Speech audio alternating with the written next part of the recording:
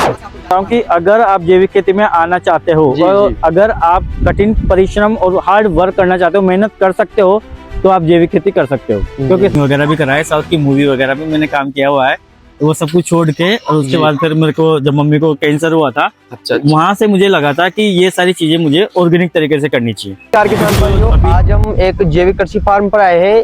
तो सबसे पहले जैविक खेती के बारे में अपन यहाँ पर बात करने वाले हैं कि किस प्रकार से वो क्रोपे ले रहे हैं, किस प्रकार की आप फसलें लेते हैं, कौन सी फसलों में फायदा है और किस प्रकार से आप जैविक खेती करके अच्छा खासा मुनाफा कमा सकते हो। तो सबसे पहले आप सभी को नमस्कार, मैं गोविंद मीणा श्री श्याम ऑर्गेनिक से आज अपन भैया के पास आए हैं। तो सबसे पहले आपको उनका परिचय कराते हैं, कहाँ से वो और किस प्रकार से जैविक खेती करें। सबसे पहले आपका परिचय जो दर्शक अपन को दे रहे हैं उनको दे दीजिए। नमस्कार, मेरा नाम ज्ञानेंद्र मेहरा है और मैं राजस्थान के गोलाना गांव कानपुर तहसील जिला झालावाड़ से बिलोंग करता हूं। और मैं यहाँ पे जो हमारा 6 एकड़ का फार्म है उस पे ऑर्गेनिक खेती करता हूँ। जी जी साथियों, भैया लगभग अभी उनसे और भी सवाल अपन पूछने वाले हैं। तो आप यहाँ पर जैविक खेती कितने सालों से जैविक खेती का आप यहाँ पर जो फार्म है वो चला रहे हो आप? मेरे को 3-4 साल हो गए जैविक खेती करते हुए और मैं इसमें पूरा मतलब जैविक तरीके से ही करता हूँ, अपने गाय के गोबर वगैरह। हाँ, पूरा इसमें कोई पेस्टिसाइड वगैरह का यूज नहीं करता। अच्छा अच्छा, तो जो आपको जैविक खेती करने का विचार है ये कहाँ से आया आपको शुरुआत में? इसके पहले आप कौन सा काम करते थे और जैविक खेती का विचार कहाँ से आया आपको उसके बाद? इसके पहले मैं मतलब एक प्राइवेट कंपनी में जॉब करता था। जॉब छोड़ी, उसके बाद मैंने मॉडलिंग वगैरह भी कराया, साउथ की मूवी वगैरह भी मैंने काम किया हुआ है। तो वो सब कुछ छोड़ के और उसके बाद फिर मेरे को जब मम्मी को कैंसर हुआ था, वहाँ से मुझे लगा था कि ये सारी चीजें मुझे ऑर्गेनिक तरीके से करनी चाहिए। क्योंकि जो अभी जो कैंसर वगैरह जो जितनी मतलब बड़ी जो बीमारियां हो रही है वो सारी रसायन वगैरह से हो रही है। जितना अपन रसायन वगैरह जो खा रहे हैं सब्जी में, गेहूं में, दूध में, हर चीज में रसायन आ रहा है। तो वहाँ से मेरा मतलब माइंड डाइवर्ट हुआ था पूरा। हाँ, वहाँ से आपको विचार आया कि अब मुझे एक खेती का मॉडल अपनाना है और खेती में आपने जैविक खेती का मॉडल चुना। जी बिल्कुल, जी जी बिल्कुल। साथियों, आप भैया के द्वारा बताया गया है किस प्रकार से उन्होंने जैविक खेती का मॉडल अपनाया। तो शुरुआत में उनके मम्मा के जो कैंसर का प्रॉब्लम था वो उनके हुआ था, तो उस प्रॉब्लम को देखते हुए उन्होंने जैविक खेती के लिए कदम बढ़ाया। तो अगला सवाल अपना ये है, अभी आप जो यहाँ पर जैविक खेती कर रहे हो तो यहाँ पर आप कौन कौन सी फसलें बेसिकली यूज में ले रहे हो और कौन कौन सी फसलें आप यहाँ पर कर रहे हो? मैं अभी यहाँ पे क्या नाम से सबसे पहले तो खाने के लिए सब्जियां वगैरह यूज लेता हूँ। जितनी भी सारी सब्जियां बाहर मार्केट में मिलती है वो सारी सब्जियां मैं यहाँ पे उगाता हूँ। अच्छा, अपने घर के लिए भी और मतलब जो भी दोस्त वगैरह आते हैं उनके लिए भी। और मार्केट में भी आप इसको सप्लाई करते हैं? जी बिल्कुल, अगर ज्यादा क्वांटिटी में निकलती है तो मैं मार्केट में भी भेज देता हूँ जैविक तरीके से। तो आपको यहाँ पर जो सबसे ज्यादा फायदेमंद जो फसल है वो कौन सी रहती है और अगर कोई किसान साथी करना चाहे तो उसको जैविक खेती में कौन सी फसल सबसे ज्यादा फायदा दे सकती हो और उसके सेहत को भी अच्छा फायदा कर सकती है? मतलब फसलें तो सारी मतलब फायदेमंद होती है, लेकिन अगर आप उसको बिफोर टाइम करते हो ना किसी भी चीज को, जैसे अपने सब्जी होगी, भिंडी होगी, टमाटर हो गए, करेले हो गए, बिफोर टाइम अगर अपन करते हैं ना तो उस चीज से अपन अच्छा मुनाफा कमा सकते हैं। अच्छा अच्छा, बिल्कुल। तो एक साथ इतनी सारी फसलें लेने का क्या फायदा रहता है? जैसे आप यहाँ पर मैं देख रहा हूँ कि आपने यहाँ पर भिंडी भी लगा रखी है, टमाटर भी लगा रखा है, मिर्ची भी लगा रखी है और भी अनेकों प्रकार की फसलें मैं यहाँ पर देख रहा हूँ। आपने लौकी वगैरह लगा रखा है और भी फ्लावरिंग वाले, फ्रूटिंग वाले भी पौधे आपने लगा रखे हैं। तो उनका किस प्रकार से जो फायदा है वो दिख रहा है और इतनी सारी फसलों से आप कैसे प्रोडक्शन ले रहे हो उसके और मुनाफा किस प्रकार से? मतलब उसमें यूं है कि जैसे अपन ने जैसे एक दिन जैसे कभी भिंडी तोड़ी, दूसरे दिन भिंडी नहीं हुई, टमाटर तोड़ लिए, टमाटर बेच के आ गए, फिर उसके बाद अपने बैंगन आ गए, लौकी आ गई। तो मतलब डेली आपको प्रोडक्शन मिलता रहता है और डेली अपनी अर्निंग चालू रहती है। एक सर्किल चलता रहता है ताकि अपन एक इनकम सोर्स अपना डेली मतलब आपका जो अर्निंग सोर्स है ना वो चालू ही रहता है, मतलब आपका बंद नहीं होता। अच्छा अच्छा, डेली आपको मतलब 1000, 500, 2000 आप डेली अर्न कर सकते हो उस चीज से। तो जैसे मौसम के हिसाब से किस प्रकार से, अभी समर का सीजन है तो मौसम के हिसाब से किस प्रकार की फसलें आप चुनते हो उसके बारे में? मौसम के हिसाब से जैसे अभी हमने अभी गर्मी का सीजन है तो अभी टमाटर अभी लगा दिए तो ये टमाटर बारिश में स्टार्ट हो जाएंगे। अच्छा, बैंगन लगा दिए, मिर्ची वगैरह बारिश में आ जाएगी क्योंकि उस टाइम पे मतलब रेट भी अच्छा मिलता है और मार्केट में डिमांड भी ज्यादा रहती है क्योंकि बारिश में बहुत कम सब्जियां वगैरह करते हैं लोग, वो सारी चीजें। तो जैसे आप जैविक यहाँ पर कर रहे हो तो जैविक कौन से खादों का आप यहाँ पर इस्तेमाल करते हो ताकि किसान साथी भी उनका यूज कर वो भी एक जैविक खेती का मॉडल अपना सके और उसके ऊपर काम कर सके? इसमें हम पहले तो मतलब क्या नाम से वर्मी कंपोस्ट वगैरह का यूज करते हैं, ताजा गोबर पानी के साथ चला देते हैं। जी जी। और क्या नाम से जीवामृत वगैरह डालते हैं, वो मिट्टी के लिए वरदान होता है। जीवामृत वगैरह डालते हैं तो मिट्टी उससे भुरभुरी हो जाती है और मिट्टी में मतलब एक्टिव हो उपजाऊ- जाती है। हाँ, एक अच्छा, उपजाऊ हो जाती है। अगर मैं आपसे एक आइडिया पूछूं कि अगर आप 1 एकड़ में वर्मी कंपोस्ट का यूज करते हो, 1 बीघा का मान लीजिए आप वर्मी कंपोस्ट का यूज कर रहे हो, तो 1 बीघा में आप इसमें कितना वर्मी कंपोस्ट का यूज कर रहे हो? 1 बीघा में मतलब हम मतलब 50-50 किलो के जो अपने बैग आते हैं ना, जी। वो 5 से 10 बैग अपन उसमें डाल यानी सकते आप लगभग 5 से 8 कुंटल के बीच में आप 1 बीघा में इसका यूज यूज कर सकते हैं। मतलब जी, इसका जी। नुकसान कुछ भी नहीं है। ओके ओके, बहुत बढ़िया। इसमें साथियों भैया अभी जो खाद के रूप में जैविक खेती में यूज करते हैं वो वर्मी कंपोस्ट और गोबर की खाद का इसमें यूज में लेते हैं, ताकि अगर गोबर की खाद अपन डायरेक्टली खेत में डालते हैं तो उसमें खरपतवार उगने की अपन को समस्या रहती है। लेकिन अगर अपन वर्मी कंपोस्ट या पुरानी गली खाद अपन खेत में डालते हैं तो उससे जो कचरा है वो उगने की समस्या अपन खत्म हो जाती है। ये सभी चीजों के बारे में अपन ने बात कर लिया। अब अपन बात करने वाले इन सभी फसलों में कीट नियंत्रण के लिए आप कौन कौन से कार्य करते हो और उनको किस प्रकार से आप मैनेज करते हो?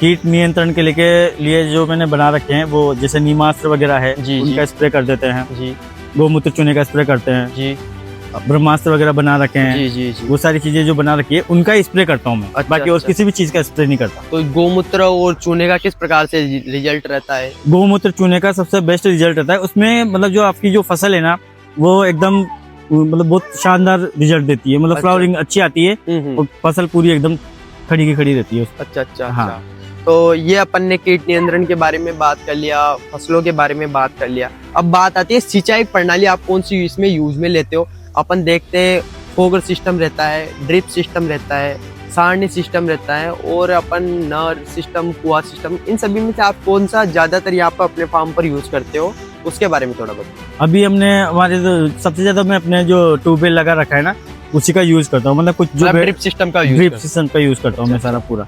अच्छा, तो ड्रिप सिस्टम का यूज क्यों करते हो आप? उससे एक तो पानी की बचत होती है। जी डिप डिप मतलब पूरा जहाँ पानी जाना होता है जड़ों में वहीं जाता है। जी पानी वेस्ट नहीं होता, जी।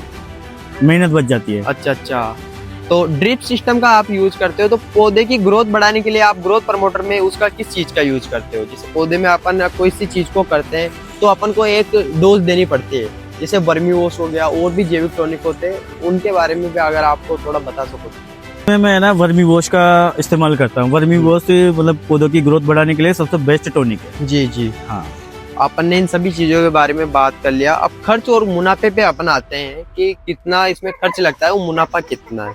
जैविक खेती में खर्च आपका बड़ा है या फिर कम हुआ है, उसके बारे में बताइए। खर्च के बारे में अगर मैं बात करूँ तो खर्च इसमें एकदम 0 बजट है। जी, मतलब किस खर्च प्रकार से आपका मतलब? कुछ भी नहीं लग रहा। जैसे आप दवाइयाँ बना रहे हो, जितनी भी केमिकल और ये जो बनते हैं अपने कीटनाशक वगैरह वो ये सारे प्राकृतिक से अपन सारे को नेचुरल मिल- तरीके से बन जाते हैं। बिल्कुल। गोबर आपको इजी गोइंग मिल जाता है जी। अगर आपके पास जानवर वगैरह है तो जी जी उस चीज से। तो खर्च तो आपका कहीं से लग ही नहीं रहा। और रहा बात सारी चीजें जो प्रॉफिट है वो आपको अच्छा मिल ही रहा है। अच्छा तो खर्च तो आपको कुछ हुआ ही नहीं। अच्छा, तो इसमें बस आपको profit है? मेहनत लगती है, मेहनत वाला काम मेहनत है, आपको अपन को तैयार करना पड़ता है। तैयार करना पड़ता है। तो रासायनिक तुलना में आप जैविक के बारे में क्या बोलना चाहोगे? भाई रासायनिक सही है या फिर जैविक के और किसानों को आना चाहिए? मैं किसानों को यही बोलना चाहता हूँ कि अगर आपको अपने बच्चों का और अपने परिवार का फ्यूचर सही रखना है तो आपको जैविक खेती के ऊपर ही आना चाहिए, क्योंकि केमिकल खेती से जो बीमारी वगैरह जो भी हो रहा है वो सारा रसायन से हो रहा है। जी जी बिल्कुल बिल्कुल।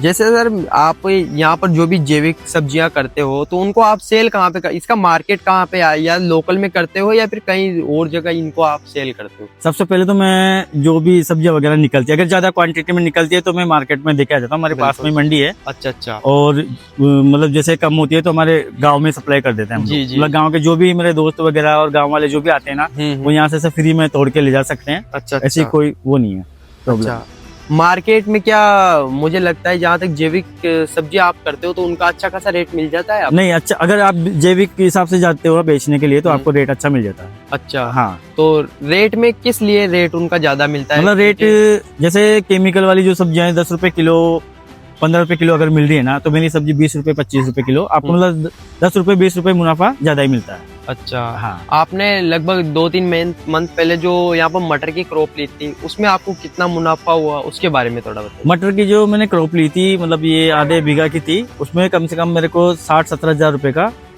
मतलब मैंने सेल आउट किया था और खर्चा कुछ भी नहीं था जी।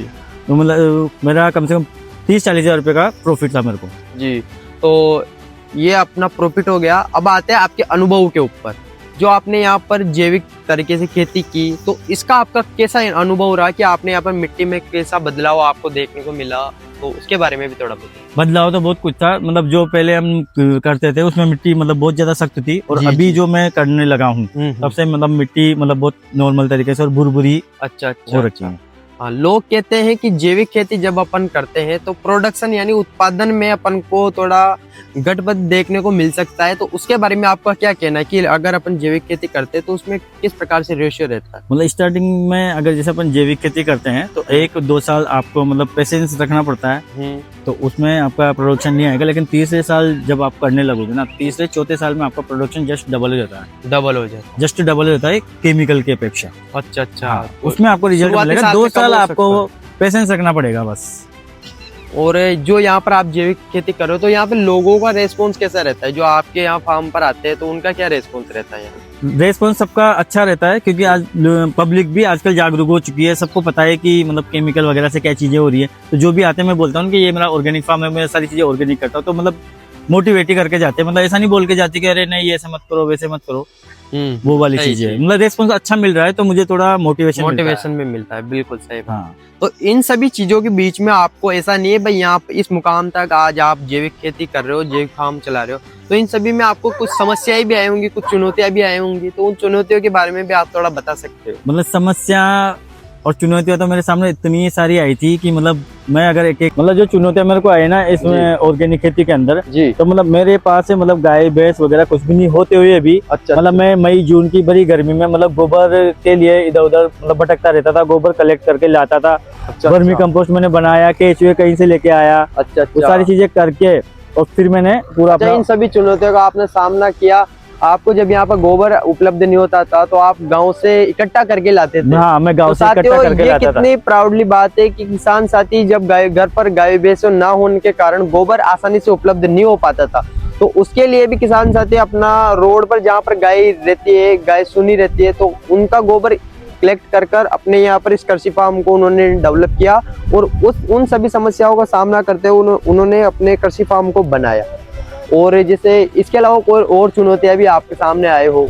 और बहुत सारी चुनौतियां आई थी। मतलब मैं अकेला ही था, अकेले को ही मुझे सब कुछ करना था। गोबर भी उठा के लाना था, अब वर्मी कंपोस्ट का बेड भी बनाता था, गोमूत्र का स्प्रे भी मैं खुद करता हूँ। अभी अपनी जो सब्जी वगैरह है सब पे जितना भी काम होता है वो लेबर जो काम होता है वो सारा कुछ मैं ही करता हूँ। शुरू में आपने खुद नहीं? बिल्कुल पूरा मैंने किया। अभी तक भी आप खुद ही करते हो? किस प्रकार से? अभी मैं खुद भी करता हूँ और मेरे साथ एक लेबर भी है। अच्छा। थोड़ा बहुत वो करती है, लेकिन जो मेन काम होते हैं ना वो सारा सब कुछ मैं करता हूँ। तो आज के इस वीडियो का अपन समापन करने से पहले जो नए किसान साथी है उनको आप इस वीडियो के माध्यम से क्या कहना चाहोगे? जैविक खेती में अगर वो आना चाहते हैं तो इन सभी चीजों का सार आप क्या कहना चाहोगे किसान साथी? इन सभी चीजों का सार मैं ये कहना चाहता हूँ कि अगर आप जैविक खेती में आना चाहते हो और अगर आप कठिन परिश्रम और हार्ड वर्क करना चाहते हो, मेहनत कर सकते हो, तो आप जैविक खेती कर सकते हो। क्योंकि इसमें सबसे ज्यादा जो किसानों के लिए मैं कहने वाली बात है, मेहनत लगती है। बिना मेहनत के आप जैविक खेती नहीं कर सकते। दोस्तों, आपने देखा किसान साथी ने अपनी मेहनत और लगन से एक जैविक कृषि फार्म यहाँ पर डेवलप किया है। ये राजस्थान झालावाड़ जिले के खानपुर तहसील के गोलाना ग्राम में स्थित है, जहाँ पर ये मेन हाईवे से लगभग 500 मीटर की दूरी पर ये स्थित एक कृषि फार्म है, जहाँ पर किसान साथी की कड़ी मेहनत द्वारा मई जून की बड़ी तपती गर्मियों की चुनौतियों का उन्होंने सामना किया है इस कृषि फार्म को डेवलप करने के लिए। अकेले जिन्होंने पूरे यहाँ से मॉडलिंग का काम कर खेती के उनको एक ऐसा फील्ड लगा जहाँ पर उनको उनका फ्यूचर एक डिसाइड कर सके। तो इन सभी चीज़ों को देखते हुए उन्होंने एक जैविक कृषि फार्म चलाया और आज वो एक सक्सेसफुल जैविक कृषि फार्म चला रहे हैं।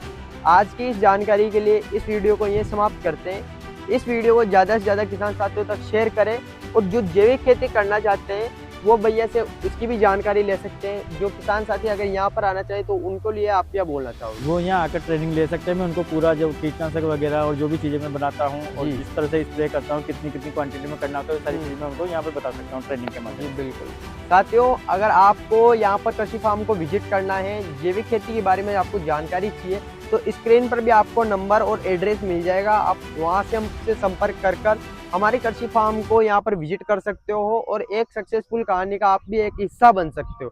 आज की जानकारी के लिए बहुत बहुत धन्यवाद। जय श्री श्याम। जय श्री श्याम।